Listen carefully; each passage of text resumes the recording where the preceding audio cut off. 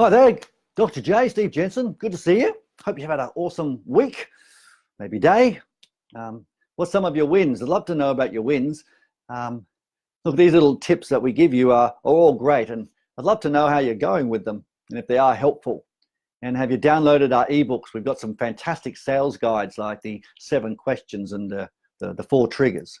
Just pop to our website on Impact Training or the National Sales Academy. If you'd like one, just put I'd like a guide, 6 trigger questions, or possibly the 7 questions that'll increase sales, or something like that, or leads to equity. That's a sales guide. It's great. So if you like some resources, let us know. But also like to know how you're going with all of the things that we're giving you and the tips. So put some stuff down in comments. It'll be awesome. So what am I going to talk about today? Well, it's a little bit of fun today. I thought I'd go down a different track. And it was a strategy that we put together many years ago, and it still works to this very day. It's using a little bit of a hard skill process, but also a soft skill. And normally we train soft skills face to face. But I'm going to show you one that one of a great friend, but also a past client, reminded me of the other day on a telephone call. So hi there, Colin. Good to have a chat with you. I'm sure you're watching this at some stage. The question I'll ask you, what sort of pen do you have when you're presenting your products and services? What a strange question. What sort of pen? Now, if you've seen some of the videos and so forth, I've always told you to have, or recommended, never tell you, to have a quality pen. This is a beautiful pen. It's a silver pen. It's nice and heavy. It is a real silver pen, so it's made out of silver. And I like feeling it because it's a little bit different and it looks different, and people notice my nice pen. So believe it or not, people notice your pen.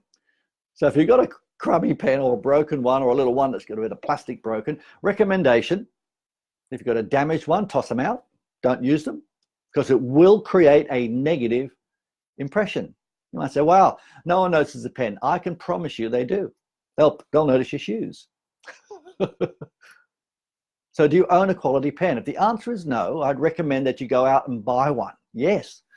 Don't just say, oh, look, I need to get a branded pen. No. Go get a nice one. Now, why? When I say go and buy one, go and buy 2. Let me show you.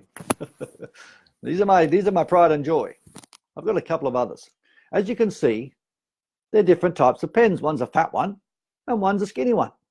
This is actually made out of 24 karat gold. It was a gift by a very special friend. This one is made out of silver and gold. Well, this is gold, this is silver. 2. I'm going to show you how to use them. I'll put this back where it belongs.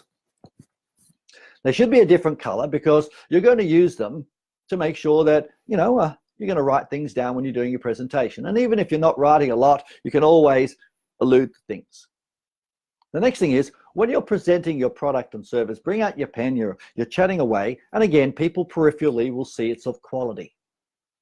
Now, here's a great strategy. If you get a stall, or if you get, let's say, an objection, and it's going to be, and you're writing some stuff down, you've written your prizes, or you've done some circles or ticks, or you've marked some things up, and you get an objection, you'll talk to the person.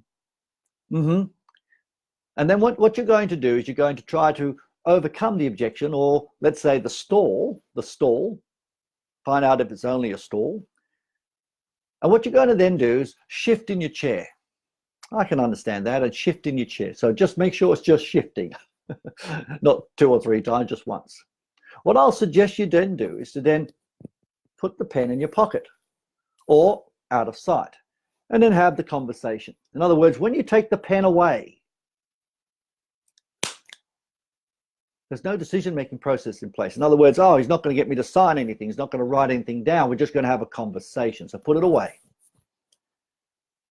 And when you've actually overcome the challenge or spoken about it, you then would change that position. Remember, if you're going to put the pen away, you will change your position. Relax. Match their body language a little bit as well. That's a soft skill, though. And then once you've actually got over the little bump, everything's going well. Well, that solves that now, doesn't it? You'll now go to your pocket. Oh, yes, you know what I'm going to do.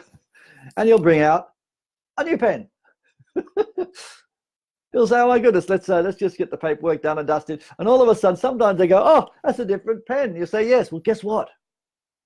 It changes the feeling. Yes, it does. By shifting your body language, overcome the objection, and then you bring out something that's slightly different. Guess what? It's a slightly different conversation. The feeling changes.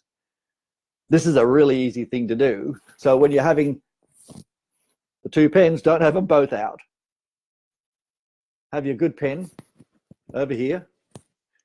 You're chit-chatting away and you're doing your presentation. Oh my goodness, it's a bit of a challenge or whatever it is, a bit of pushback, da-da-da-da-da. Okay, well, let's just talk about that for a little bit. You pop it into your pocket or get it out of sight, change your position. Chit-chat, chit-chat. Fix it up. All good, that solves that now. Glad we had that chat. I'm glad you brought that up. Back, let's just get a few things out of the way and we're good to go. Oh, another pen. It changes the perception. It changes the position in your chair. That changed, but also it changes because there's slightly different color, slightly different size. Increases your possibility of moving forward to the next stage much more than just using the same pen. You might say, oh my goodness, how silly. Try it. Try it. I can promise you it's a lot of fun. It's an incredibly powerful technique. It actually says we have completed something different. Now we're doing having a different conversation. It just makes things feel different. 2-pen strategy. Put it into practice. Let me know how you go. Have some fun with it. And I can show you. There's lots of other ways to use this strategy, not just with pens, but the pen is a great tool. Every sales professional needs to have a couple of good pens. And by the way, if you're then going to get them to fill in the paperwork and you give them your super duper pen and they're filling it in, they go, oh, that's nice. Make sure you get it back. Make sure you get it back.